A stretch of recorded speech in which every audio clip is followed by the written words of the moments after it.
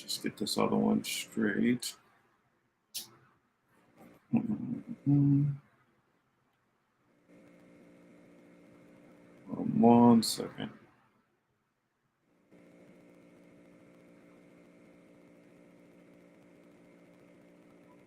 Yeah, I just have to click one more link and then we are good to go. All right, click that lock there. Marcus, where are you from? I am currently residing in California, Los Angeles to be exact. So, hello everybody. This is what I've been thinking with Marcus Cage, and we have another one of my conversations. If you guys didn't check it out earlier, I had a journalist from Ethiopia that I spoke with. Jonathan. Make sure to go and check that out, whether you check it out on YouTube, on my Twitter, which is what we've been thinking with Marcus Cage, or on the Political Matrix Rockfin channel. So that out of the way, we have a special guest. For most of you guys to know that there was an event for Julian Assange yesterday, and so since I do have my different stuff that's going on and I'm all the way on the West Coast, I am not privy to a lot of times get into some of these events. It's been a while since I've really done any talking about Julian Assange. And I was going to mention him last night on my show in the Political Matrix, but I did not have the time to get into it. And we got kind of off topic, which happens sometimes when we have guests on, which is still fun. Enjoy the show. But since I knew we were talking about setting up this interview with my guest here, which we will get to shortly, I knew that I would have time to be able to go into Assange and what's been going on. And so, as you guys see, I have guests. She goes by the name, well, we're going to call her Angel. And or on the screen, as you see, MiniNinjaLove. Everybody out there, please like, share. If you have any comments or questions, please ask. Feel free. Ultimately, we're just about getting to the truth, and it's not necessarily that you guys have to agree with me or you have to agree with my guest or anything like that. Everybody deserves a platform to be able to say their truths and get the information out. And as truth comes out, that's how things improve and get better. You can only deal with an actual situation by addressing the situation. So with that said, I will turn it over to my guest and let you guys know let her introduce herself to you all, and then we can get started. How are we doing today? Hanging in there. I actually am a friend of Julian Assange. He's not just a friend, he's been my best loyal friend and for many years. And as well as be his. And I know for a fact that the only way is to tell the actual truth. And fairy tales aren't going to cut it anymore, which is what's happening. I want to start by saying that I don't think anybody on this planet believes that the most revered man of our century, Julian Assange, isn't surrounded by controlled opposition. He absolutely is. Nobody can believe that he wouldn't be. So where is it? Where's the controlled opposition? It's a good question to ask ourselves because you know for a fact that NATO, the United States, the UK, Australia, the AUKUS, they would not leave him alone. So where is it? And because I know Julian and we have a history and we've had many conversations, and with my own history of being put into a pedophile family since birth. And here's something that not a lot of people talk about. Julian Assange hasn't just been sought after the last decade. He also was fighting a pedophile cult in Australia called the Family. So he's been targeted since he's been a kid. And that ultimately is what bonded Julian and I's friendship, because we both understood from a very young age of how the system works. And right now, we're not just in a potential military warfare, we're in a spiritual warfare. And we got a lot of really Satanistic people trying to control the narrative. And they're really effective at what they're doing. They've been doing it for a long time.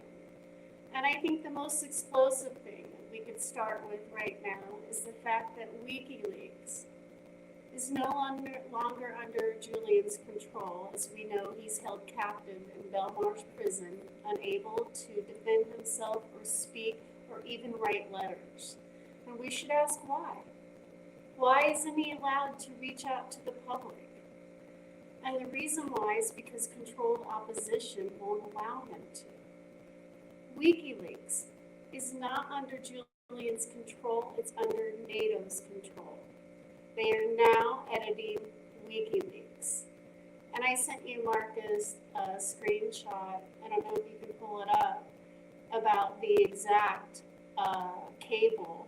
And I know these cables by heart that they edited, and it's very interesting what line that they edited out regarding Julian. And it was the cable that described exactly how they were going to go after Julian. Exactly. And it described how they were going to make him, now listen to me, a bride in prison eating cat food forever. What they edited out was right after the remark of eating cat food forever was, unless he works for George Soros. That has been edited out of this cable. That is a huge fucking red flag. Huge. If we understand that WikiLeaks is no longer WikiLeaks without Julian Assange, and they are editing WikiLeaks, then the whole fairy tale story that is surrounding him, which is controlled opposition, falls flat on its face. This is a huge revelation, you guys. The fact that whoever's controlling WikiLeaks, and I've been told the Shiptons are, is editing WikiLeaks while they're holding Julian hostage. That's a big fucking wake-up call.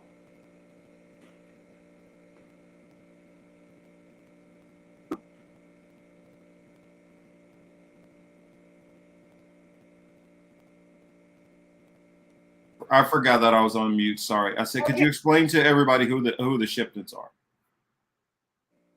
Say it again. I said, can you explain to everybody who the Shiptons are? The Shiptons are the father, John Shipton, and stepbrother, Gabriel, who, to my knowledge and past history and friendship with Julian, never had anything to do with him until it was profitable to do so. John Shipton left Julian into that pedophile cult to defend himself. He didn't have anything to do with Julian. He was going to meet him when he was 17, according to his childhood friends and Julian. And he never showed up. And then it wouldn't be until his late 20s that he got contact with John. And John didn't have anything to do with this whole organization, if you realize or anyone took fucking notice, until it was profitable to do so. They just appeared out of nowhere to swoop in and take over a movement that I believe is disingenuous, and I believe they're controlled opposition. I'm here in Mexico, and I believe AMLO is really genuine and trying to help Julian. And they listen to me. They heard what I had to say. They saw what I had to provide. And AMLO geniusly lured the Shiptons to Mexico just recently to see what they do. And they did exactly what I said they were going to do. They stood in front of the monument called the Angel of Independence, and they mocked Mexico, the host that invited them here. John stood before the cameras and said that it smelled like sulfur, making fun of South America and their host, Mexico, before the world. And this is the kind of tactics that they do. They pretend like they're doing something good, but yet, controlled opposition has that way of being very deceitful right out in the open. And they think they're clever, but they're actually not. And so, not only did I provide AMLO with the location where the Shiptons would perform, but also Evo Morales, who is very brilliant, was, the best way to handle controlled opposition is to play controlled opposition yourself. And South American heads of state aren't stupid. And so anyways, we were able to accomplish that and to prove that there is something really shady about the Shiptons. Julian even said it. If you don't have to believe me, you can look up Julian's podcast that he did with, I could pull it up here. Hold on. Yeah, if you at any point in time want me share anything, just pull it up and then I'll put it on the screen. I pulled up the tweet which you sent me. Play this. I'm going to send you something right now. Okay. And it's Julian's own words. He did a TED Talk. Okay. And pull up when I send it to you, 13 minute mark. And see, is it in the, did you put it in the private chat? Yes. I'm going to send it to you right now.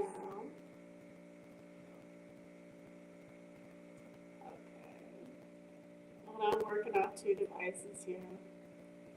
Yeah, I have to do the same because I think I wrote you on I can't remember which one of my Twitter accounts I wrote you on. What we've been thinking, and on my computer I'm logged into the other one and I haven't taken the time to log both in yet. Okay, here I am. I'm a little slow to the draw here. Okay, so let me pull it up. TED Talk.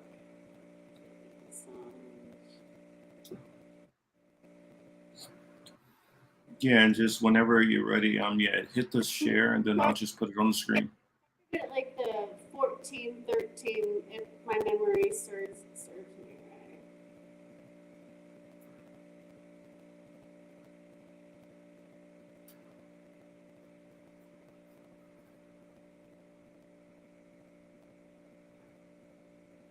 right. Okay.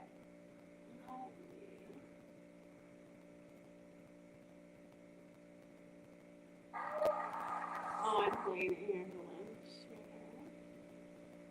I'm going to send it to you via Twitter, all right? Okay, yeah, I'll just send it over to, actually, here, send it to, oh, never mind, just go ahead and send it and I can switch it over to my other account. Okay. This is really important for people to see. And here's why, too, because one of the they hide the fact that Julian has been tortured since he's been a kid. And there's a reason why nobody talks about that. And it's because they're self-incriminated, a lot of these people. All right. Sent. Let me know if you got it. 14, 13. Copy. While you're pulling that up, hold on, let me refresh my coffee, okay? Okay. Waiting to see. So I guess in the meantime, I guess I'm still waiting for this to pop in. I will go into what started this exchange. Um, I After I tweeted out the show the other day and had Assange at the title. Angel link this discussion here. It says, I broke one of the biggest bombshells of the century, and not one independent media outlet pretending to care so much about Julian Assange, my dearest and loyal friend, has responded for the record. This is the bombshell that sets Assange free, and he's betting on me. So that is the tweet which I got. I mean, I am kind of bold out there saying it, is I have been saying this for years. I have flown to New York to meet the Gray Zone. I have gone to Lee Camp concerts, Jimmy Dore concerts. I've been to the Libertarian convention. Like, I've flown. I was at Julian's trial in Belmarsh. I was at the embassy. I have gone where I've needed to go to try to get help for my friend. And thus far, people are just so propagating. And also, anyone that tells the truth that's really, truly close to Julian gets marginalized. You know, we get painted as mentally ill. Julian Assange himself, I sat through his fucking trial. You guys, I watched his legal defense coordinate with the prosecution. Meanwhile, Julian's stuck in a cage. He can't defend himself. He's given no legal papers. They anal searched him 3 times before he got to the courtroom. And they're all mocking him. They're mocking his mental health. Now, I don't know if anyone's heard Julian Assange speak. I'm sure people have. They've heard his speeches. He is not mentally ill. If anything, he's highly intelligent. But yet they painted him in that whole entire courtroom as some kind of mental idiot. And that was the hardest thing for Julie and I to actually sit and witness, because isn't that what psychopaths do? Everyone's mentally ill, but the psychopaths themselves. And that's the world we're living in right now. They're doing it to Vladimir Putin. They're making him out to look like the crazy person. He isn't. Okay, so the clip. All right. So here we go. Yeah. Yeah, I stopped at. I started. You said the 13-minute mark, roughly there. Go to 14:13. 14:13. Sorry, got it transposed. Yeah. All right, here we go. The sort of material we deal with, so we have to restructure in order to have people who would deal with the higher national security stuff and then lower security cases. So help us understand a bit more about you personally and how you came to do this. And I think I read that as a kid, you went to 37 different schools. Can that be right? You know, my parents were in the movie business and then on the run from a cult. So the combination between the two. I mean, a psychologist might say that's a recipe for breeding paranoia. What, the movie business?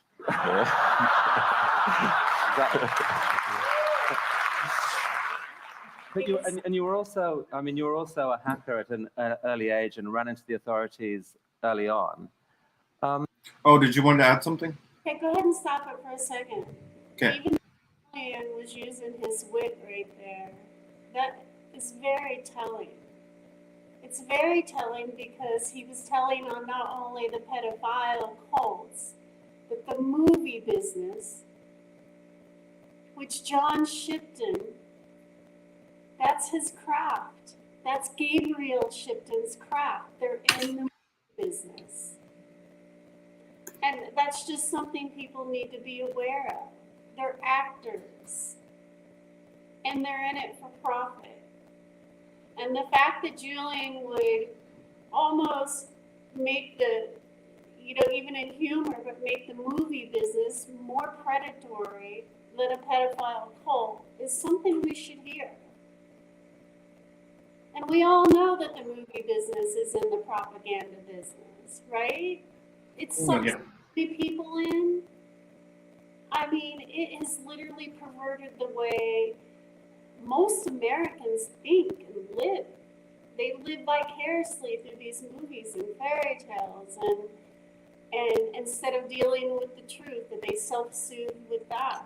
And anyway, I thought that was really important. Thank you for sharing that. Mm-hmm.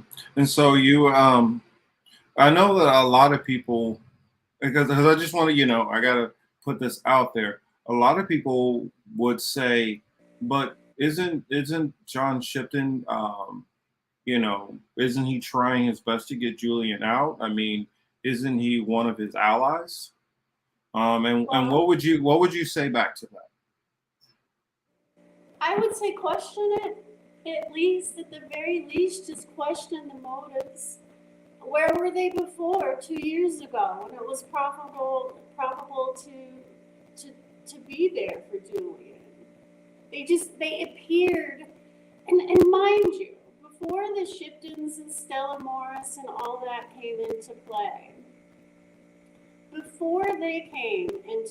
Julian could actually write letters from Belmarsh. He could actually try to contact the outside world. That's no longer in effect. And I believe it's because if Julian had access to the outside world, he'd call bullshit on all of it. All of it. The wedding, and I know this because I was at Julian's trial and we were able to communicate, is bullshit. It is controlled opposition to keep Julian silent while you have a spokesmodel. Julian didn't attend that fucking wedding. And had he, they would have leaked proof, a picture, documents, marriage certificates, applications. They haven't provided any of that because they don't have to, because it's a fucking fairy tale. And people have bought into it. But there's not been one proof, one evidence, one single iota that Julian attended that wedding. And I know he didn't because he told me at his trial. We discussed this whole wedding plan before it was even concocted to the public. So you would say everybody that believes that Stella Morris, that she's an actress also, and that it's not real. She changed her name. Her name isn't Stella Morris. It's Sarah Gonzalez Diva. She was in a commune Zionist after-grad program before she got hired onto the legal team. And why doesn't anyone suspect, pretend or not, why a legal lawyer would sleep with their isolated, tortured client? I mean, at best, that's immoral. You get what I'm saying? Nobody's questioning the narrative because they just want to buy into a fucking fairy tale. Julian has never once confirmed Stella Morris or those kids. He's never once had an opportunity to. So just begs the question, let's see some goddamn proof. Let's see some proof. And, Stella Morris put in The Guardian, of all papers and mainstream media, that royally screwed over Julian, painting Julian as mentally ill. That's his legal strategies, narrative, is to make Julian look like he's mentally ill, and he's not. The whole court case, their whole entire court case was Julian's so mentally ill he won't survive a prison. Well, I'm going to tell you another little fact. Nils Melzer, the special rapporteur of torture and whatever that assessed Julian Assange, he did a talking engagement interview with Chip Gibbons, telling us that Julian's own legal team asked him to play down the torture. his findings of torture, psychological torture that Julian had endured. Why the fuck would his legal team ask him to do that if that was their entire strategy? It makes no sense. Now, I was thinking Mills, first of all, he should have reported that when it happened. He didn't. He leaked it slowly in an interview with Chip Gibbons and then kind of sort of put it in his book. And here's the kicker. We know the UN is fucking corrupt and he works for the UN. He whitewashed it. He made it look like it was a sympathetic gesture that his legal team was doing on behalf of Julian. How did that serve Julian? By not disclosing the fact that he was being psychologically tortured? I mean, my conclusion is that they were involved in it. That's why they asked him to play it down. So if you know WikiLeaks is being edited and you know his legal team may or may not, they do, have nefarious reasons for covering up this shit. That was their entire defense, by the way. So why would they have asked that Nils Melzer to play down and not disclose his findings of torture? I think it was very self-motivated. And So you think that the the judge would be like self-motivated, or do you feel like there is a concerted effort from NATO and powers that be? definitely think it's NATO controlled. They're all connected in a NATO way. Jen Robinson, his Hollywood connected attorney, who was directly connected with the Clooneys. She's best friends with Amal Clooney, who used to represent Julian. And the Clooneys, as we know, are in the Hollywood business, and they're Obama loyalists. I mean, it's all connected. Like, if you just look at the pieces, they're, you know, George Clooney actually went on primetime television, I can't remember, Late Night Talk List, and he said that he got a call from his agent to go meet Amal Clooney and that he was going to marry her. He just says it. And Wait a minute. Who? Wait a minute. Let's slow that down. Who all was trying to marry who again? Okay, so you know who George and Amal Clooney are, right? Yeah, of course. Mm-hmm. Amal, before she married George, was Julian Assange's one of his legal team, on his legal team. George Clooney says in an interview, and I can pull it up for you, but that he got a call from his agent to go meet Amal, and that this was the woman he was going to marry. So George Clooney's marriage is a fabrication also. I mean, they have this, the Clooney Foundation for Justice, right? They started a foundation. It is a regime change outlet through and through. They talk about Navalny as if he's some kind of saint. They talk, you get it, like it's just a regime change foundation. And you have to know that Amal Clooney, that used to represent Julian, is involved in that. And I shit you not, Jen Robinson, who is Julian's attorney, is part of it. And Julian's head QC is on the advisory board. The person that stood in court and lied before the world, painting Julian as mentally ill, is on the advisory board of the Clooney Foundation. Never once has the Clooney Foundation mentioned Julian Assange, but they do now, maybe.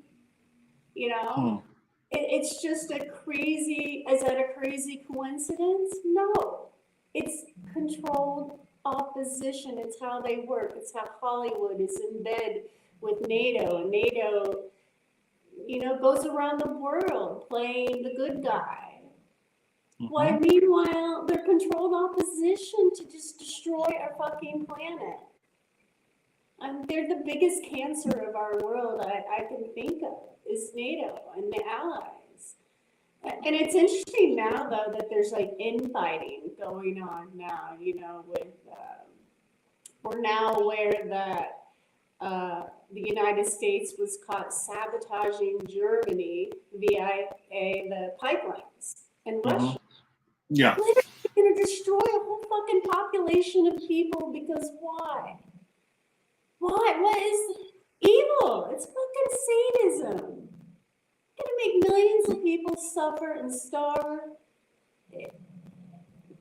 I don't know. Like, people got to start fucking waking up and asking real questions, asking for proof. Why can't Well, and I tell people like it's like on the pipeline what I believe, and I say I can't substantiate this 100%, but I believe that the U.S. kind of quarterbacked this whole thing for the NATO ally of Poland. And I believe Poland, with assistance from, special operators from the U.S. and possibly the U.K., helped make this process in kind of like a joint venture, help make this all possible. I mean, there's evidence of, U.S. personnel in the area and Polish Navy in the area, and just a coincidence that they just happen to be there but have nothing to do with it. I can't And then also they're like right now the U.S. is price gouging the hell out of Germany as far as selling the natural gas directly after it. And then you have that Polish pipeline that opens up on the day that I get where you're going with that. Yeah, I mean, that's not a coinky dink, right? Like all this, it all ties in. Like NATO's purpose is to go around and pretend like they're spreading peace. Meanwhile, what are they doing? It's controlled opposition. They're really good at it, and they have the whole of Hollywood helping them. I mean, I definitely agree with that. I was wondering if you felt okay to say, who do you think is pulling most of the strings behind NATO? Is it a group, organization, family, one just, one guy basically like the Wizard of Oz sitting behind a curtain, or is it a panel and every single, like, I won't say every single one, but majority of the top leaders are all involved and they're all putting on the show? How would you say who is controlling NATO and why is it doing the things it does? The bankers, the pedophiles, the people that have the most to hide. I mean, look, you don't get to be a billionaire on our planet without raping and pillaging people. Yeah, for the most part. It doesn't happen organically that you are a billionaire. I mean, you have to murder people. You got to cripple countries, people of color and that speak a different language. They don't give a shit about. They go around trying to pretend like they're spreading peace and democracy. Well, we all know that's full of shit. No, they're not. But what we really have to understand is they're really effective at propaganda and subduing the masses into thinking that somehow they're doing some kind of good in the world when there's not one factual base of what good that they've done. Not one fucking billionaire, not one NATO or ally has done good in this fucking world. They're trying to destroy it. And here's what I know by being placed into a pedophile family. Mm-hmm. And thank God I had the authenticity not to become one of them. And I'm not even mad that I was. I feel like, you got to know your enemy in order to beat them. So in a way, I think my purpose was to be placed in that situation to figure out their game. But you have to understand that these I wanted to ask a quick clarification question in there. Let me finish one thing before I forget. Okay. My mind works like that. Sure. All right. Psychopaths, sadists, pedophiles have to train their children to be worse versions of themselves in order to keep it going. Think about that. They have to train their own offspring because they're abused too. And all my brothers, all my siblings, all my cousins in this pedophile family went along with it. The only Yeah. I had in my life was a grandmother who figured it out. She was very smart. And I want to give her a shout out. Her name was Florella Fern. And she wrote me an album. And the album had pictures and poetry that she did and all kinds of, it was cryptic. I didn't realize until later in life how cryptic she was, but I sent that album to Julian when he was in the embassy. And Julian's response was this, because this was at the time that the Weinstein thing was coming out. He said, oh my God, this is worse than Harvey Weinstein. When he got my grant, because she was telling cryptically what these pedophiles and these people were doing in this book. And guess who has my grandmother's fucking book now? Who? They sold all the shit out of the embassy as they were hauling Julian off to Belmarsh to show. Oh, so Julian had the book for a portion for a brief moment. Well, I mean, I'm trying to think when I actually probably had it for like a year or so. I'd sent it to him. Well, technically, that's Hey, brief. another point. But my quick question, I wanted to get a clarification. When you said like a pedophile family, was it just that it was that family, or was it a pedophile family that was attached to like a network of pedophilia? You're spot on. No. It's Okay, that's what I just wanted to, for the audience to be able to clarify if it's just like, because you do have random pedophiles out there, and then you do have a pedophile ring, which is something else. So world enterprise, and it's connected to the pedophile family that Julian had to run from. I mean, they're connected. The Catholic Church covering up all, it's all. What was that crazy cult that Julian released the Bibles from that Tom Cruise is in? What's it? Scientology. Yeah, I mean, they're all connected. All the I mean, come on. The world of perverts are going to protect the other world of perverts. It's just, that's how it goes. And that's where sadism comes in, y'all. I mean, we are facing and battling sadism. Well, I definitely agree with that. I had a comment I wanted to share from one of my good buddies over here, Denver. Denver's over on Rockfin.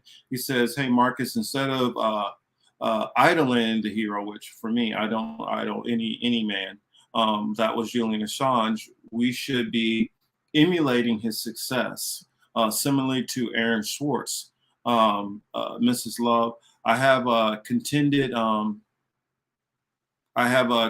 America, a land of which persons vicarious reality with the most abused right to not give a shit." And then shout out to Dingo out there. Hey. But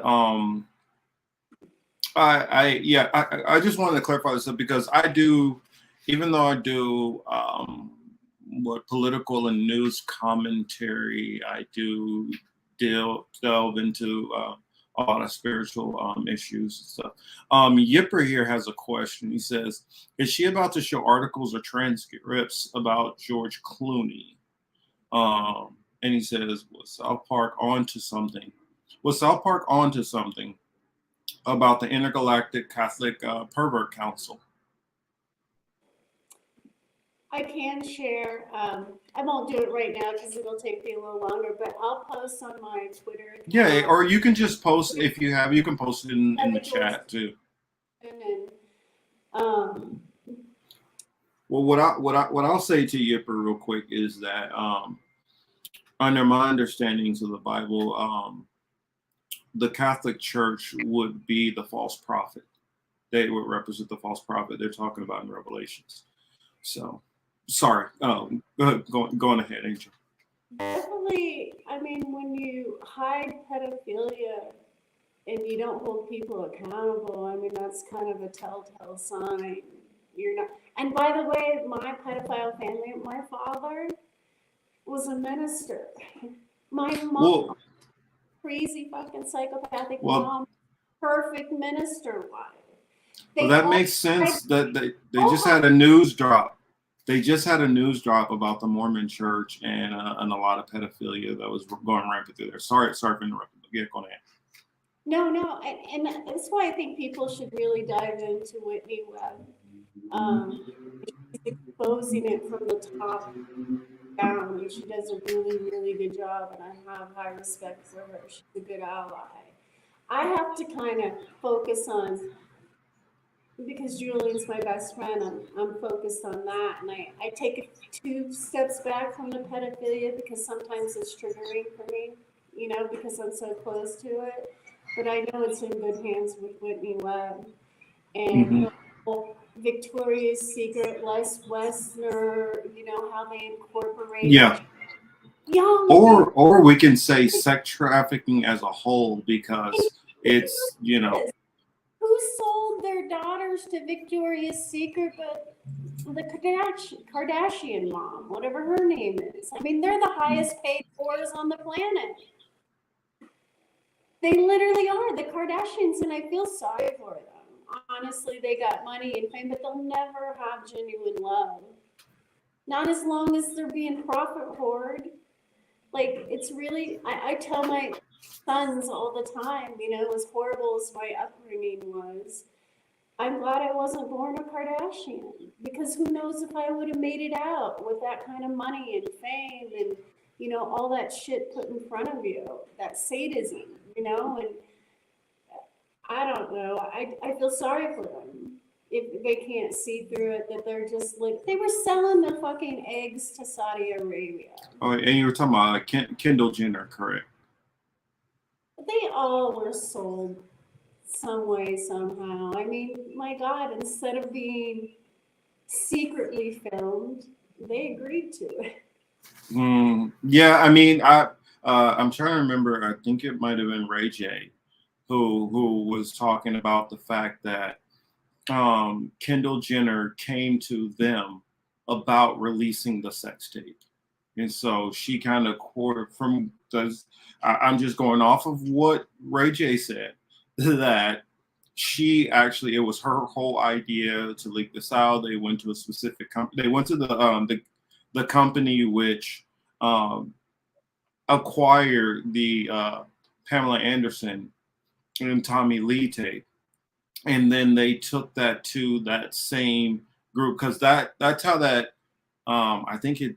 I don't remember the name. I think it's Vivid Entertainment. I could be wrong. I don't know for you porn connoisseurs out there. I guess correct me, but I believe that because I was just watching a what was it the Tommy Lee and whatever thing, and so I saw like the kind of I was watching the story on it, and apparently like it was a guy who was doing work in their house, and he got a hold of the tape, and then he sold the tape to somebody else, and then that person sold it to somebody else, and then it turned into like this it got sold to this company, and that company kind of crowbar, kind of arm jammed them into, all right, either we'll just keep it out here or else you will have to sign these rights and it'll still be out, but it'll only be on our platform. And I guess that's what kicked off that company or whatever. And then so on and so forth. Then you had more and more celebrities all of a sudden start having tapes being released through this one this one I guess organization or And porn organization. Yeah. Pam Anderson was the original Hefner whore. Hmm. And let me just tell you, these women are trained. They're trained to be that. I just sent you a picture. You should pull it up because it's very. Hey, whatever happened to Pam Anderson? Supporting Julian Assange, by the way. I know, but I just. would like to put that out there for your listeners. Whatever happened to Pam? She was Julian Assange's first visitor in Belmarsh prison, by the way, not Stella Morris. Pam Anderson was the I first. do remember her being involved with the. Oh, I literally handed this photo with some other documents connecting her to Sheldon Adelson. But Mhm. show this picture that I just sent you. Okay, yeah, I gotta send it over to Pretty my. wonderful. This is probably, the Yeah, I just have to send it over to my other account because I don't have my computer.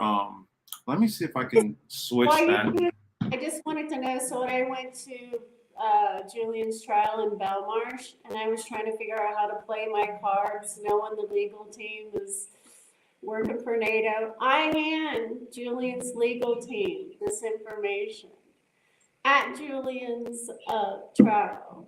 They happened to be dining in my hotel that I was staying at, his legal team. So I went over and first of all I listened in a little bit. And then I caught wind of them faking this wedding. They were sipping champagne, day 2 of Julian's trial, celebrating their victory, and concocting this fucking Stella wedding thing. But anyway, so I handed them this information on Pam Anderson just to see what they would fucking do with it. And do you know what they did with it? They protected Pam Anderson. They didn't call her out for this. They protected her. And you've got to pull up the picture so people can see what I'm talking about. I'm pretty Actually, here, this is what I'll do. I'll actually, since I'm having trouble logging into that one, I will give you my other, the one which I'm logged into. pull up my Twitter. Send it to at real Marcus. No, at real Marcus J Cage. Send it to that one instead. If I put up my Twitter right now, Yeah, if you send it to the at real Marcus J Cage, that one, then I can pull it up. I'm having trouble sending it. I'm waiting for you to send it, but it's. Yeah. That's why I said I'm having trouble pulling it up because I'm on my computer. I'm not logged into that one. All right, one more time. I might just send. So yeah, send it to the real Marcus J Cage. Did you send me the link? Here I can send it. Try sending me the link so I can just copy it. Okay. It's pretty explosive. Yeah, send it to that one, and then I can pull it up easier. Do you remember how when Julian was in the embassy and somebody stole his shaving kit? I vaguely remember that. Yes. When they dragged him out, he had this long beard and his hair was long. But here's what's interesting in that story. 3 months before they dragged him out, that shaving kit was stolen. You can't tell me his legal team or Stella fucking Morris couldn't provide Julian with a new shaving kit for 3 months? What the fuck? Their idea was to make him look fucking crazy so they could paint him as mentally ill. That's why.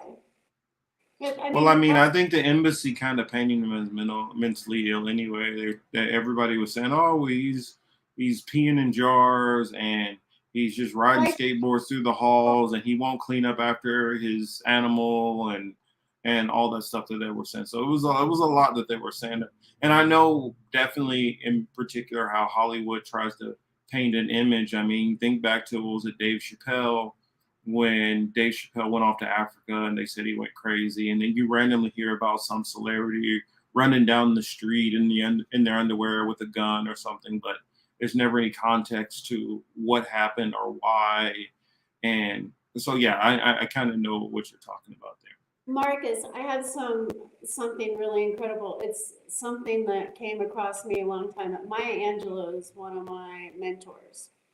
Mm-hmm. Her Iconoclast special with Dave Chappelle is a must-see. Now, even though they were both brainwashed with Obama, whatever, because that was the air, you have to watch that special, that interview with Dave Chappelle and Maya Angelou. The truth that Maya Angelou dropped is brilliant, and it can't be missed. So put that on your to-do list. All right, so is We'll this do that. definitely, oh, I see what you're saying. You want me to send it here? Okay. Yeah. Send it to that link, and then I can open it up much easier. Because for those that don't know, I have like Follow me. I have four Twitter accounts. They're not trolls. I do use all of them. Mark, I just big on follow me. separating. If I'm talking different topics, it makes it easier to keep things separated. You got to follow me on that account so I'm able to send you. Oh, okay. Let me pull you up real quick.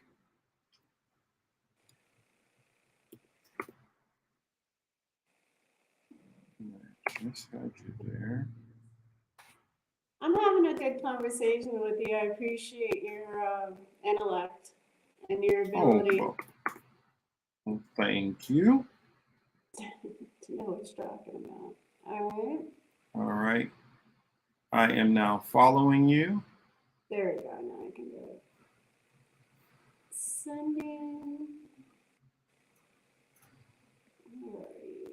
Yeah, I do, because I do remember Pamela Anderson being around for some of the Assange stuff, and then she just kind of disappeared.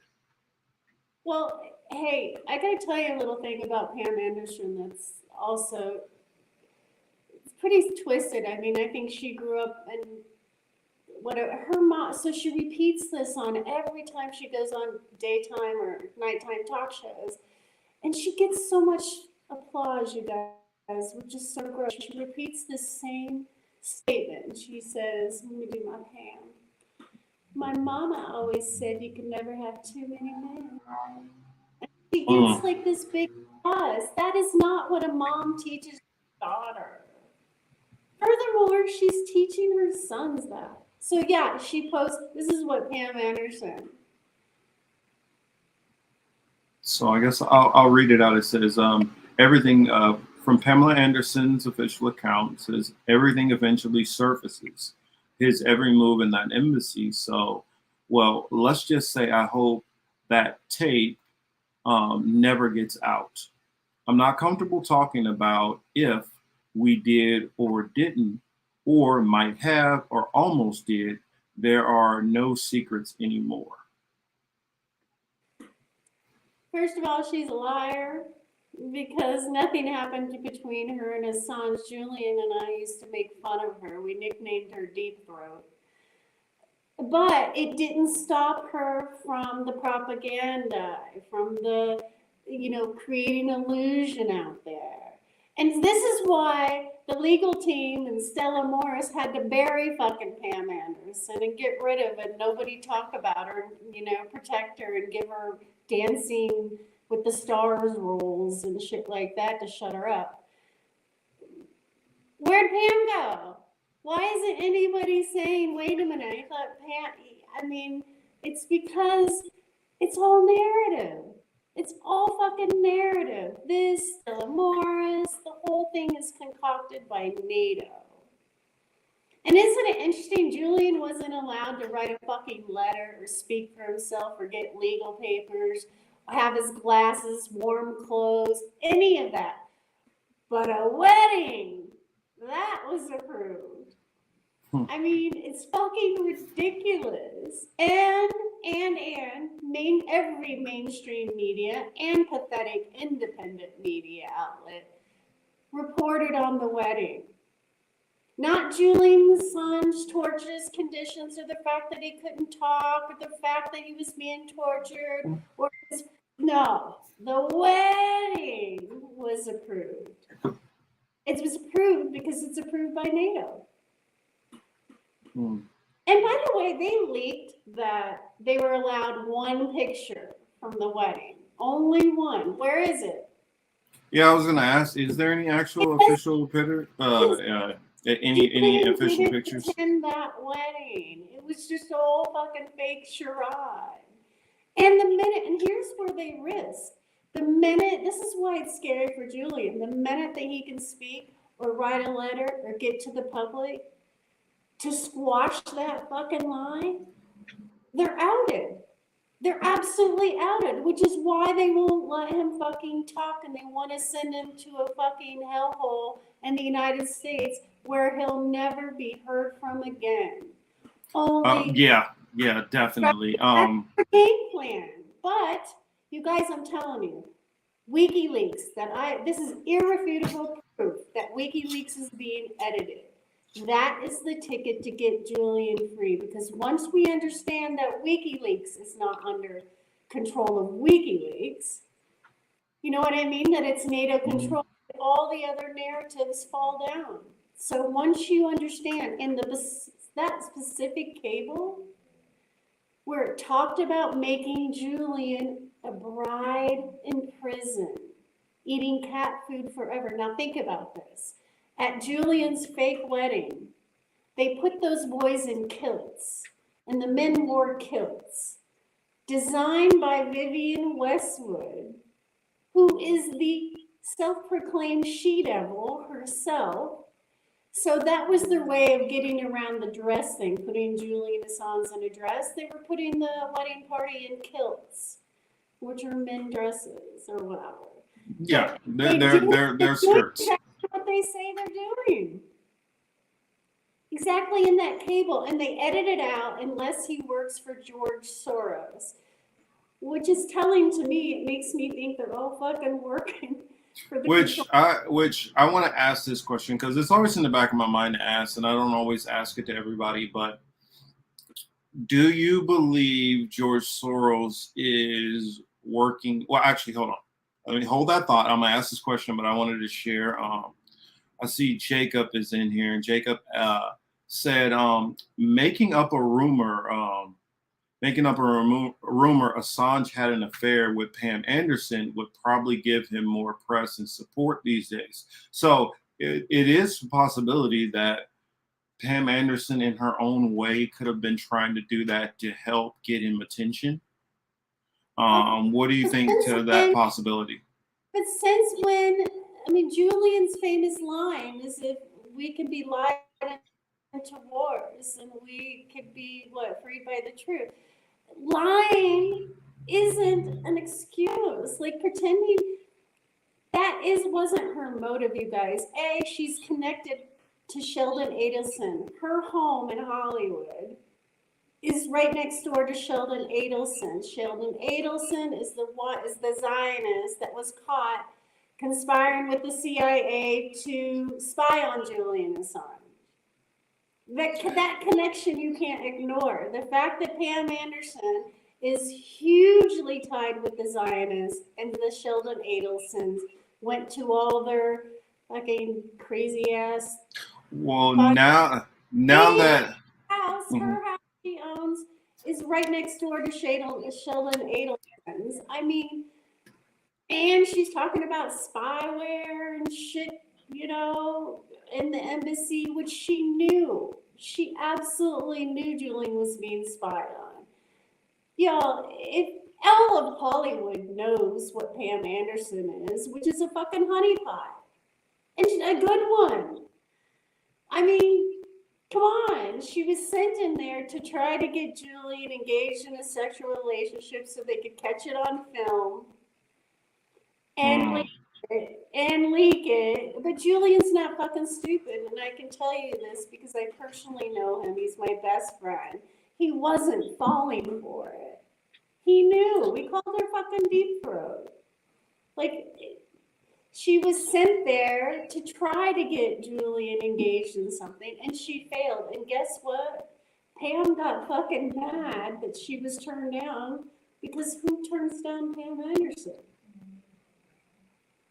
Yeah, Julian did, but I'm just saying and why would she be the first visitor in prison and never be seen? Do you know she's married 3 times since that?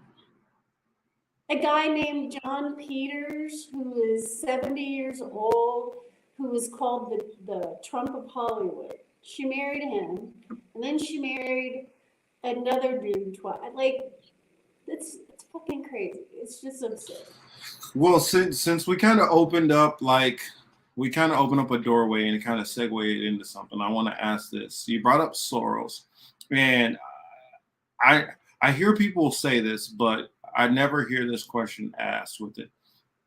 Is Soros working on his own, or is Soros part of a group of people who is working on something? Because a lot of times you hear Soros, especially like, and I'm not saying that you are right wing or anything, but I'm saying from the right wing, you often hear a focus on Soros.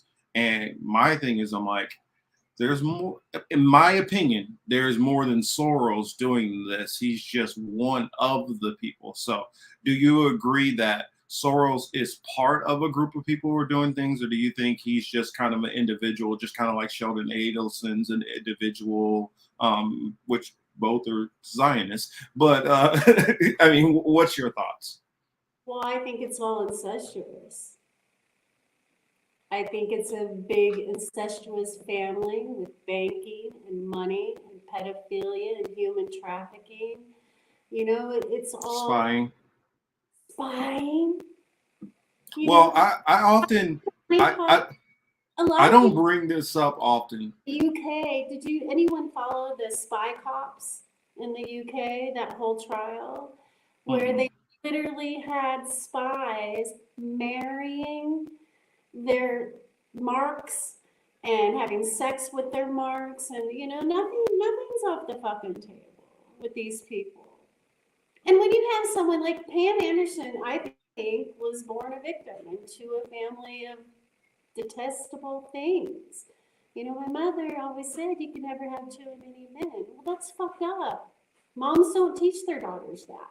But then instead of Pam coming to the realization that she is a profit whore, she's now teaching that to her sons and to everyone that she gets on a stage and she gets applause for saying that. That's sadistic and pathetic. Pretending you're having a fucking relationship with a man you're having a relationship, which is what Stella Morris is doing, by the way. It's all Um, fucking.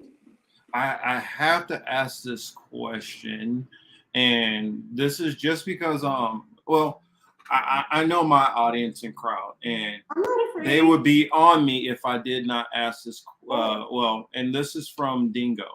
Dingo asks, "Do you have any pictures of you with your best friend Julian, or personal correspondence that you can show?" I'm not saying that I doubt you, or I'm not saying the audience doubts you. Just this is a question from Dingo asking, do you have anything that like substantiates your relationship with Julian?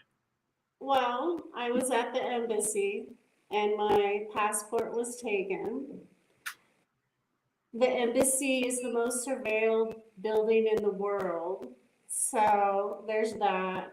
I was at Julian's trial in Belmarsh where there was a multiple of witnesses. And by the way, the only 3 people that showed up at Julian's week-long trial from the United States to defend Julian was me, Randy Credico, and Kevin Gastola. I personally asked Kevin Gastola to watch me because he was across the room in the courtroom and he could see the gallery meaning the 18 people that are allowed to witness the trial. I asked him to watch me communicate with Julian. But I knew people were going to think that was a little crazy, but also I wanted to witness. And I think I was written on, like, I do think Kevin knew it and he saw it because there was a couple exchanges that I know he talked about with someone else. But then once the legal team attached themselves to Kevin and propped him up and made him feel like, you know, he was a big shot, I was nowhere, you know, to be seen. Also, I have the mail certificates, my flight records. By the way, the same date that I was at the embassy, Julian and I had arranged to meet one another, you know, months before this. And actually, Julian even, he kept, you know how Australians speak a little different than Americans, he kept telling me to check my credentials. And I was like, what? What are you talking about? And then I realized my passport was fucking expired, and that's what he was trying to say. So the exact dates that I go to London to meet Julian, we had arranged to talk about my grandmother's album that I had already sent him previous to this, is the exact dates that they, sorry, excommunicated Julian from the embassy, meaning they put in blockers in the embassy. They shut down my credit cards. That's when the last time we heard from Julian was when they shut off all those communications and the embassy. I have my flight records. I have that. Now I've never been allowed to actually get close to Julian other than his trial.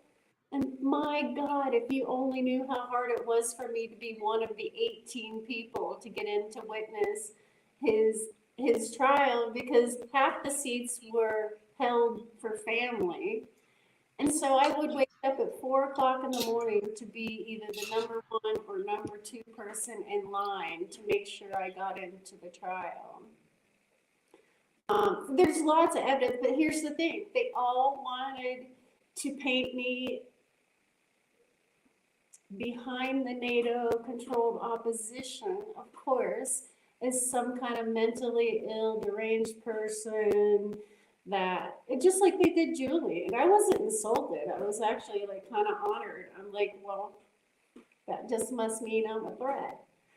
But of course there's pictures and validations that I've been everywhere and that I am authentic and genuine and a true friend to Julian's, because I'm willing to fucking tell the truth that nobody else is telling, which is WikiLeaks is getting edited. I busted them. That's what's going to get Julian free. That is right there, right? That whole proof, the fact that WikiLeaks, whoever's controlling WikiLeaks right now, that went along with the wedding and all the other stuff. But once you understand that WikiLeaks, and I caught them, you can't just say that they didn't edit out unless he worked with Soros. They did. They're just out and out doing it now. They're just proving well, it. I think people agree that it is definitely compromised. I don't know if everybody necessarily agrees on how it's compromised, but we all, I believe that WikiLeaks now currently is at best a shell of what it was with Julian there, at worst completely controlled. So either of those options is not good. But I was wondering, like, even let's say everybody did come to the conclusion that it is completely controlled opposition. You say that it would be what would free him. How would that play out? Do you say that, like, I mean, how would you think that would like work for how would that flip it and release him? Well, if you understand that controlled opposition is surrounding Julian Assange, and you have to believe, nobody cannot believe that that isn't happening to one of the most sought after men on the planet. Of course there's going to be controlled opposition. So where is it? Everyone ask yourself, where is it? If we know that it's going to surround Julian, which it always does with people of that nature, where is it? And then start asking the questions. Okay, WikiLeaks. WikiLeaks is being edited. They edited out the fact that unless he works for George Soros, for instance, in the most specific cable where they're talking about going after Julian Assange's friends and co-workers and take down their money, take down their assets, go after everything they own, make it, I mean, they literally tell you in that fucking cable, make him a bride in prison. They're playing out the same narrative that they have in that same cable that they changed or edited. That is huge. Once the public can at least get aware of that, Think about that. That's Um, incriminating. That's incriminating.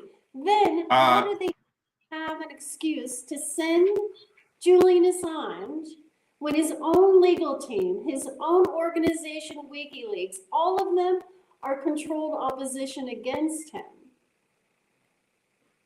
Julian uh, needs help. He needs us to be his voice because he doesn't have one. And I'm trying to be that for him because I love my friend. I miss him. He was the um, person to believe me that all this pedophile shit with my family, like nobody else would believe me because when I went to turn my parents in and that whole entire family, I became the fucking target. They got impunity.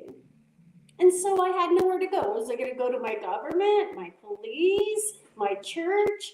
I had nowhere to fucking go. So I started researching, and thank God Julian found me. Thank God. Finally, I had someone that believed me. And he was telling me about his shit, how he was surveilled 24/7, when everyone else was mocking him, thinking he was delusional, or he was schizophrenic and paranoid. No, he wasn't. He wasn't. He was being watched 24/7, just like I was, and I am, and he still is. Except they shut you up by trying to claim that you're mentally ill or you're, whatever kind of thing they can paint. You're dirty. You're smearing shit on the wall. You're not taking care of your cat. I mean, it's just pathetic. It's pathetic. And I I just was, hope people will take away from a little bit what I said and at least start asking themselves questions like, what is controlled opposition? And then start looking for it. well, like I said before we got on here, part of why I wanted to talk to you is because as somebody who doesn't feel that they get a fair shake getting their story out there often, whether people agree or disagree with me, I still would prefer that I'll have the option of getting a fair shake, just getting, my perspective on things out there. And if you have a story which you believe in, and you've lived it, this has been your life, you should be able to have that same platform also, and then let people hear it, and then let them make the decision. Everybody still has the right to believe, disagree, or at least I look at it like this: if you don't agree, then they could at least start trying to do some research and see if some of the stuff is adding up, if majority of the stuff adds up, or if nothing adds up at all. I mean, I tell people all the time, dig into anything. I mean, I'm not perfect. I don't get everything right. I don't get everything wrong either. And we should all treat everything like that and have discernment to be able to divide the information that we're getting and take away, the good, or leave the bad. And I wanted to put this up because somebody in the chat, they sent this over. Let's see, who was it that sent it over? The Borg. The Borg sent this over. And I was just curious some of your thoughts on this. Assange's father leads massive protests in Australia. I don't know. I mean, you guys, you know my feelings. I'll show you what maybe on a later stream, or if you want to know now, how the exact moment that the ship stood before Mexico in front of the Angel of Independence and mocked Mexico, saying it smelled like sulfur. And there's a deeper meaning to that because you got Hugo Chavez. Mm-hmm. You guys probably made a speech talking about the smell of sulfur. And Nicolas Maduro, bless his heart, is the first person I reached out to that believes me. Like, I have support. I had to go over media and even independent media's head, and I had to get the attention of heads of state of non-NATO leaders, and I did. And Nicolas Maduro answered after John Shipton gave his little speech about Mexico smelling like sulfur, which means rotten eggs. Okay. Mm. After he did that, Nicolas Maduro geniusly tweets out the speech by Hugo Chavez about talking about the smell of sulfur. And it's an interesting coincidence. So even though all the audience that might be listening to this may or may not believe me, well, okay. But non-NATO heads of state have listened to me. They know because they've been oppressed. They've been on the end of controlled NATO opposition. They know how they work. They know how evil they are. They know how they try to, carry the narrative. Marcus, before we go, I wanted to Mhm. I sent you a couple pictures. I wanted you to. Okay. Let me hop back over. And because I think it's important that people understand the actors that we're dealing with. Mhm. So you let me know. Wait, I got one more. Let's see. I think I sent it to the right one. Yeah, you sent to the right one. Let me switch and put that on the screen.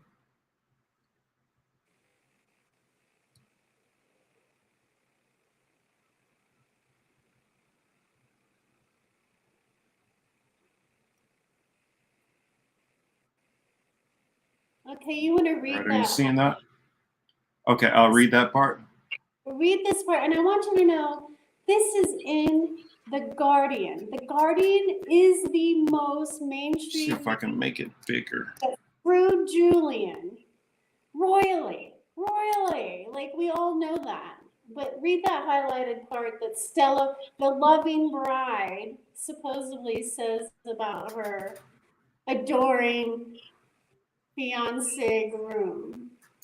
Okay, it says Morris says the court was right to be concerned for Assange's well-being in a U.S. prison, given his mental health history, including the professional medical diagnosis of Asperger's syndrome, presented in his case as an obsessiveness and inability to understand how others might be thinking.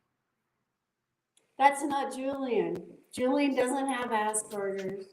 He doesn't have an inability to know what other people are thinking. In fact, it's the opposite. He has a highly intuitive ability to know what other people are thinking. That's why he had the authentic knowing of how to create WikiLeaks. WikiLeaks was supposed to be a system that holds everyone accountably equally, not play favors to anyone. He created that. He had the fucking balls knowing he'd be sought after for doing that. That's a bold-faced fucking lie. And that's what his entire legal team has been trying to do from way back when, is paint him slowly but surely as this dirty, shit-smearing, unable to take care of a cat, crazy person. Like, that isn't my friend. That's not my best friend. Like, what they're saying isn't true. It's lies. And I had to sit in fucking court in Belmarsh and listen to the fucking defense coordinate with the prosecution and paint Julian as a fucking crazy mental person. Meanwhile, they're the psychopaths. And it was really tough to do. But I love Julian and I miss him and I'm fighting for him. Okay, so play the next one. This one's really interesting too. The next one. I made that super big. Let me just lower that down. Stella Morris's first 15 draft picks on Instagram is pretty fucking telling. Let's go through the list.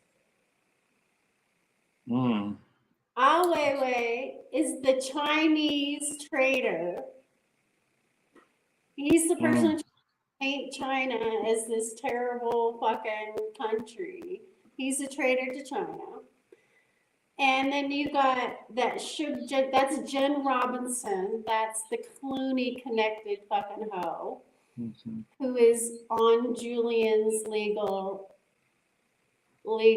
defense team, Mm-hmm. playing with the prosecution. And then you got the UN, Geneva. And Greta. Now we all know that that's a fucking bullshit fucking person right there, Greta Thunberg. And then look at the last two. The Navalny's.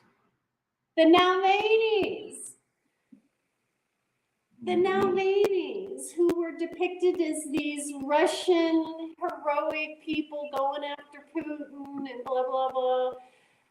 That's Yeah, NATO. that's kind of sketchy. And It's if you're only No, if you're only following 5 people, and these are the 5, I mean 15. You're only following 15 people, and that's half. Let's see this. Okay. Oh yeah. So it looks like that's just a copy of that. They're both the same. But It's that's crazy. weird for half And- of your. That's half of the people you're following. Put out on I mean, Twitter. maybe it's one of those. I follow. Hey, I'm just trying to do devil's advocate here. No, because Follow your enemies. Marcus, let me stop you right there. You could think that maybe it was just by what happenstance, but Stella, and I can, I'll send these to you. Stella has also put out in tweets saying Julian is so sad about the Nalvani poisonings, blah blah blah blah. She's constantly promoting the Nalvanis. I caught her on several occasions trying to push the NATO narrative of the Nalvanis, which is connected with the Clooney Foundation, which also promotes the Nalvanis. I mean, it's just one big fucking orgy. It's a NATO orgy operation that they're performing. Okay, and then the next one is the Shiptons. That is Julian's father's first poster of their movie Ethica, or how, I don't even know how you pronounce it. But look who they quote in their movie tagline, The Guardian. And look at the name that they use. I mean, talk about coding. The Fuckmaster, the Luke Buckmaster. They just made it up. Really? It's creepy. It's all fucking creepy. That It's is all, weird. they're a bunch of fucking actors working for NATO. And look, don't believe me. Listen, go back and listen to the things Julian said. Do your own investigation. Look into the stuff that I have provided because I learned from Julian, the way he ran WikiLeaks was to use their own evidence, authenticated evidence against them. And so what I've provided and I've used is exact tools that Julian taught me. Show their own shit. I'm showing Stella's own tweets, their own edits, their own posters. I'm not just making it up. I'm showing what they did, and then you interpret it, the best you can. And God bless everyone out there. I know there are still some of us that have a common sense and the capabilities of critical thinking. I know you're out there. I know you are. And Marcus, thank God that you had the wherewithal to have me on your show today. And I thank you. Well, thank you. And Jacob sent something over. I'm gonna put this in the chat over here on YouTube. Here, I'll put it on the screen real quick so you guys can see it all. Just in case somebody is watching this later on and they're not looking at the chat, that way you can go into this, and I'll read just a little bit of it real quick. Because it is a very telling document that people should go into and look at. Marcus, Oh, what's that? where can I grab that? Where are you putting that? I just put that in the YouTube chat. Okay. And then on Rockfin, he's put that on. And Jacob, thank you for the tip, sir.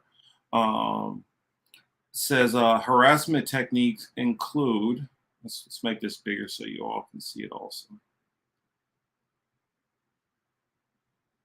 Number one, surveillance, being followed, electronic surveillance, computer and phone hacking, monitor all online activities and bugging of homes. Two, profiles are built to identify any of the weaknesses and insecurities to be used later.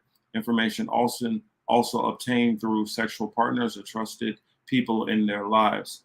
Three, conditioning where victims are sensitized to certain stimuli, such as everywhere you go, someone will cough as they walk past you. The goal is to make you self-police and then think about anyone who coughs is involved in the harassment. People reporting of conditioning to include hand gestures and overt use of color in people's clothing, like everyone you see wearing red or cars a certain color with headlights on, also known as brightening. This goes into anchoring, mobbing, street theater.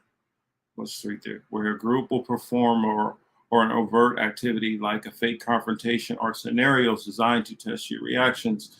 Often takes the form of a couple who position themselves near you and then have a conversation using many of the conditioned words or pertaining to your particular situation sensitivities. But I mean, this is very good to go into. It's 2 pages. It's not a long read. But it is very informative. And thank you, Jacob, for sending this over.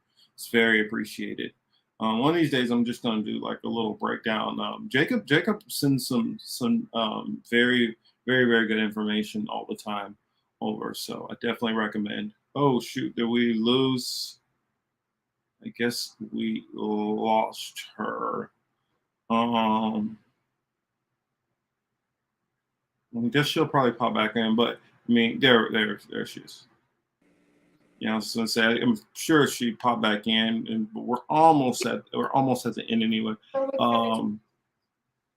Yes, Hamza, make sure to check it out, and then going ahead and as usual, just hit me up on Instagram and let me know what you think or anything that you'd like to add in. Hamza says, "Do you know Assange had CIA ties back in the day?" I heard something about that. I heard that he had ties and then eventually he started seeing things differently and then kind of had a break from them, and then that's where things started to that's where he started to get into trouble. Julian was helping the U.S. intelligence, what he thought was expose pedophiles. That's well documented. He was trying to help them expose the pedophiles. That was his entire workings with the CIA, the FBI, the DOJ, the whatever you want to say. He never worked for them. He was trying to expose the thing that he had been living with. He knew about the family. He knew about the pedophilia. So his working with the CIA was an attempt to try to help expose that. And Julian's not fucking stupid. I mean, he knew there was a 50-50, probably not even, probably a 10%, 90% chance that the CIA would actually expose them. But that was his whole realm of working with them, not for them.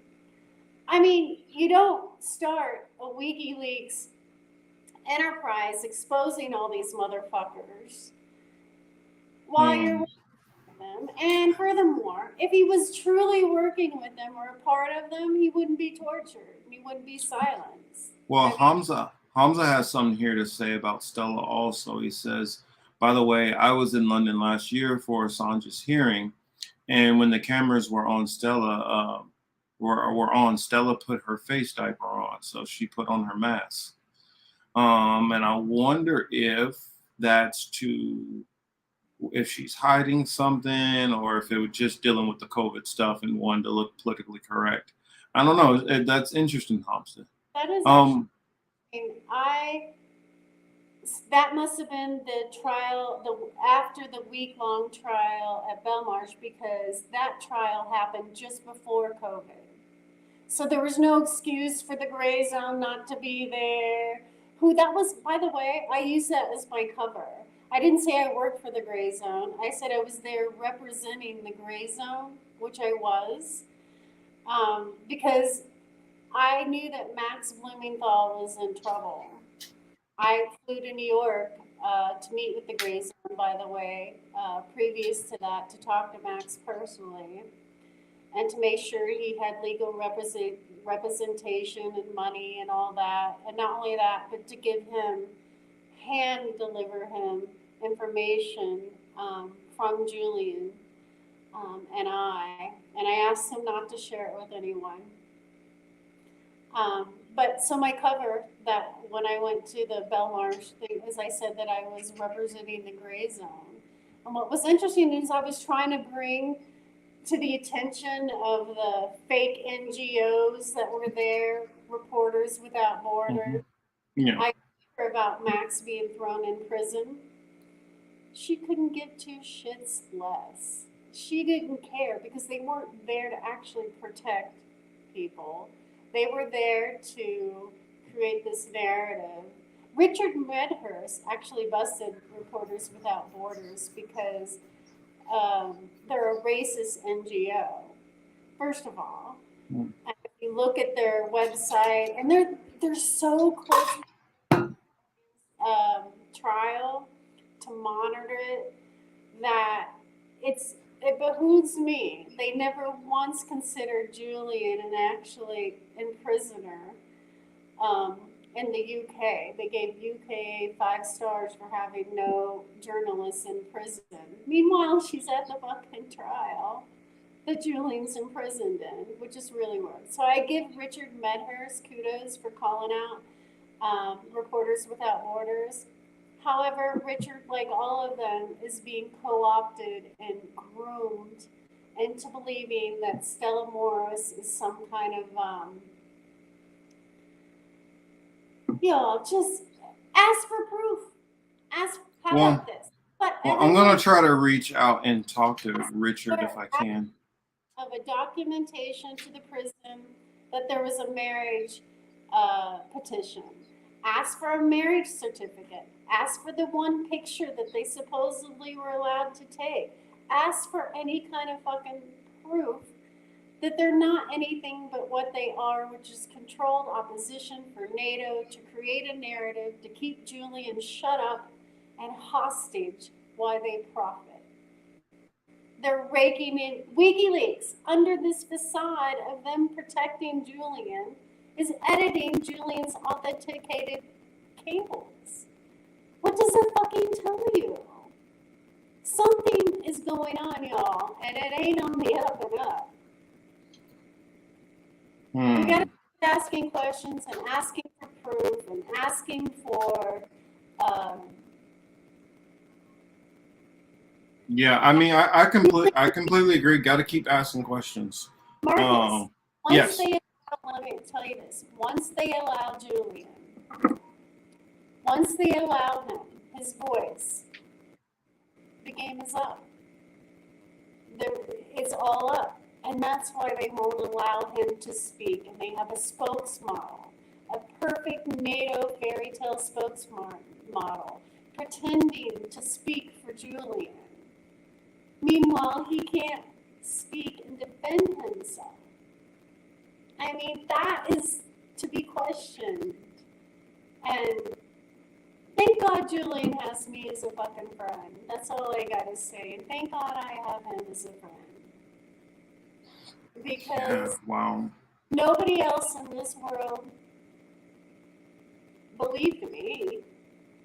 And they're not believing Julian because he won't give them a voice. So what's really scary and terrifying is if they continue to shut Julian up, then this will never get revealed. I want to say one last thing. John Pillager, I believe, has Julian's best interest. I believe he would tell the truth. He was invited to that wedding. He was never going to be actually invited into the wedding. They came up with this big charade where the prison wouldn't allow him in and blah, blah, blah. The reason why they didn't allow John Pilger into that wedding ceremony is because he would have told the fucking truth that Julian wasn't there. And guess what? They will never now allow John Pilger, who is approved guest on Julian's prison guest list, they will never allow Pilger to go visit Julian again. And the reason why is because John would tell the truth if he was actually allowed. They invited him to that wedding to give a narrative that it was legit, but it wasn't. It wasn't legit. Now John Pilger wakes up and knows that he's being part of the controlled opposition to make this whole fairy fucking tale thing look legit, and it's controlled by NATO. And WikiLeaks is controlled by NATO now. I mean, it is what it is, guys. It's the ugly fucking truth. It ain't a fucking fairy tale land anymore. And we gotta start waking up. Mm-hmm. And Marcus, thank you. Yes. Yes. You're welcome. Yeah, let everybody know where they can be able to find you at, because you do tweet out a lot of information, and that way that for some of these questions that people might have, whether it's questioning, you know, the what you're saying, or if it's just trying to question to figure out if they could just find more info to be able to, you know, dig deeper on some of the stuff you talked about, then please let them know. You can reach out to me on Twitter, MiniNinjaLove, and that's at MiniNinjaLove. Same as my Proton Mail is MiniNinjaLove too. Like all my, you know, I've coined the phrase, and part of that is I'm a very little person. I kind of work undercover, but out in the open like a ninja. And I have the biggest amount of love for our planet and all of humanity. You know, when I realized that my kids, my own kids, were being co-opted in this perversion. Hamza asked, "Are you on Telegram also?" I am. Same. Okay. Yeah. Okay. Cool. It's actually been a really good tool. People are talking some truth over there, and you should definitely check it. Also, you guys, please read and follow Pepe Escobar. He's phenomenal, and he knows the truth, and y'all got to start paying attention to him. He writes a lot for Strategic Culture. You can find him on Telegram. He's kicked off of Twitter, of course. But please follow him.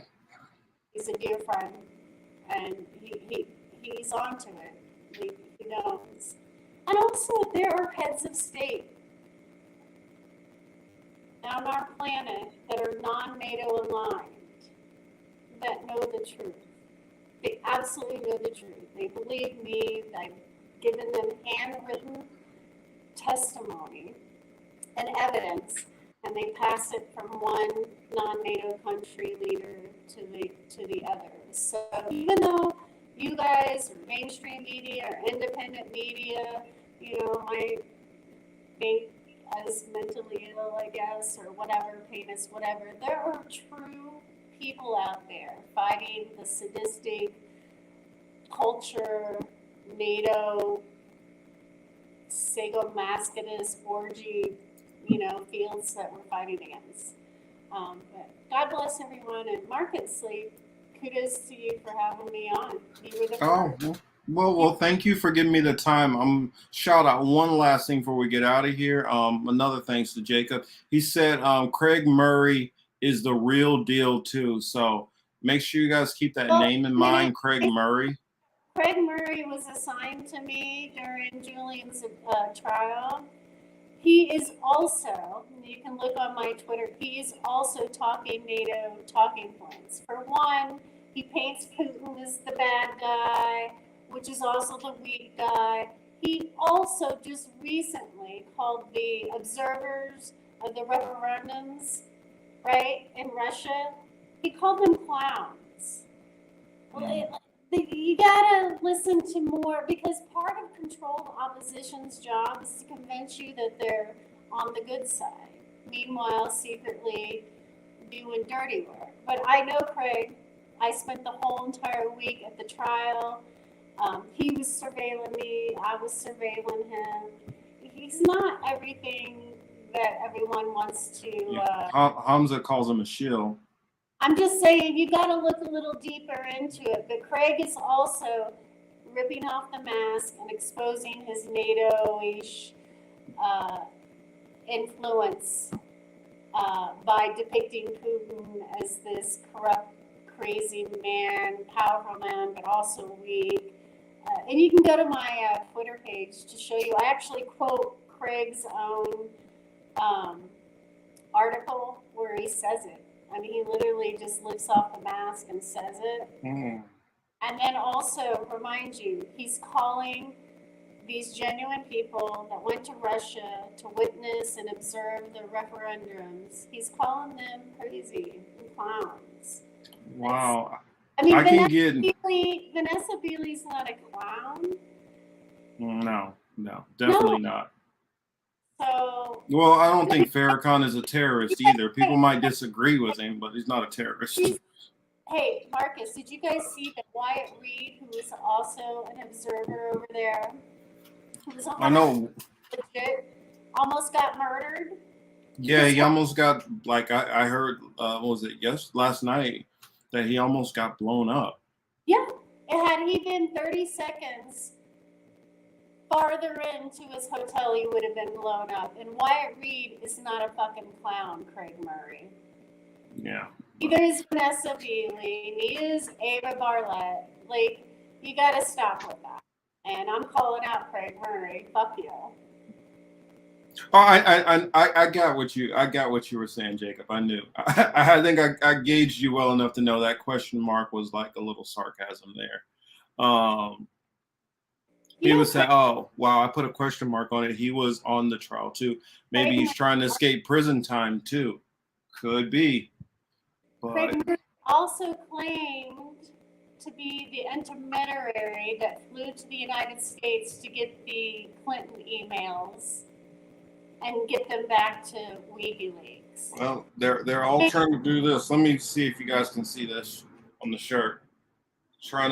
They're trying to save the Death Star. They're all it's Star Wars guy out there with his little Salvation Army bucket trying to save the Death Star. And Hey, so I see you with the KC hat. What's that? Grew up in Kansas City, so I am a Chiefs fan. And so Well, I'd be interested to know, before I fled to Mexico to get refuge, I lived and raised my children in Overland Park, Kansas, which is right outside. really? Yeah, I know exactly where Overland Park is. I used to work out on, what was it, 95th and Quivira out at Quest headquarters. I lived right around the corner from there. Yeah. Mm-hmm, yep, right down from Oak Park Mall. Yeah. Marcus, did you also know that the Kansas City, Kansas metro area, do you know who controls that entire area? I know Chamber of Commerce does, but I don't know really who's behind the Chamber of Commerce. He used to be a CIA head, Really? Who? Mike Pompeo.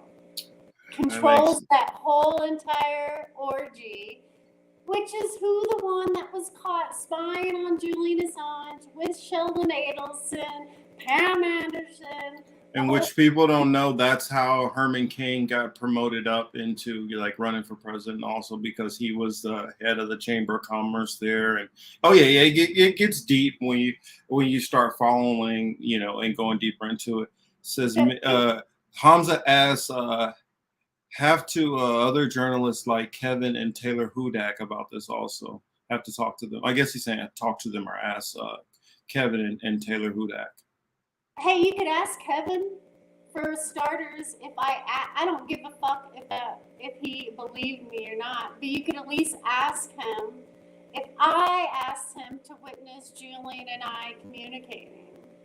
I don't think he'll lie and say that I didn't ask him because we were staying at the same hotel during the trial at Belmarsh.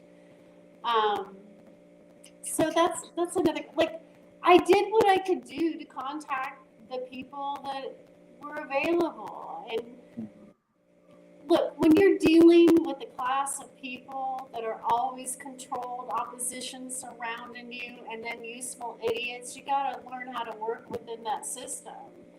And that's what I did. And hey, I'm here to help Julian. He's my best fucking friend. I miss him.